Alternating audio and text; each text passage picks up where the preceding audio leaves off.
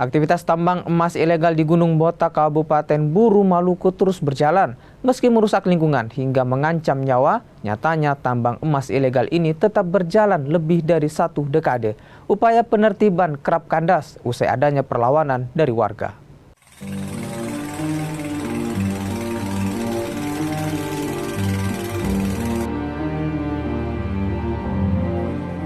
Petani semua garap, terus gunung itu ditutup. Kalau nggak ditutup, bagaimana caranya diatur, dikelola, atau di mana begitu maksudku.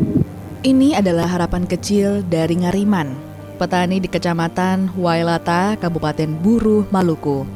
Asanya tetap sama sejak bertahun-tahun lalu. Harapan ini bukan tanpa sebab. Pasalnya limbah tambang ilegal di Gunung Botak kian parah dan mengancam lingkungan mereka.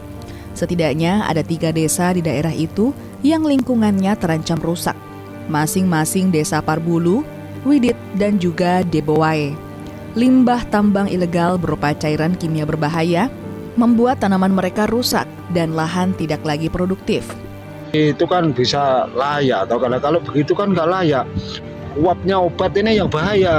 Rasa khawatir sebagai petani, ya dampak di air itu. Meski merusak lingkungan, namun nyatanya tambang emas ilegal di Gunung Botak tak juga bisa dihentikan. Penolakan warga terus berdatangan kalau upaya pembenahan akan dilakukan. Tengok saja pada 2 Desember 2025 lalu, warga nekat menghadang petugas yang hendak lakukan penertiban. Mereka bahkan menggunakan senjata tajam. Pemerintah daerah bukan tanpa program untuk membenahi tambang emas ilegal itu. Namun, upaya yang dilakukan kerap kandas meski telah berjalan hampir 1 dekade. Tidak boleh lagi ada izin yang dilakukan tanpa izin. Kemudian harus melalui evaluasi dari lingkungan hidup tentang sosialisasi pemanfaatan dan pengelolaan dari sumber daya alam yang ada. Jalan terjal penertiban tambang ilegal di Gunung Botak belum mampu dilalui. Satu hal yang pasti, kerusakan lingkungan di daerah itu kian parah. Upaya perbaikan sistem penambangan masih terus dilakukan sembari membuka dialog mengakhiri polemik ini.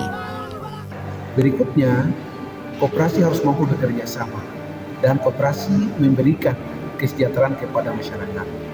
Tentang sistem perekrutan tenaga kerja, ini harus disesuaikan dengan RPR.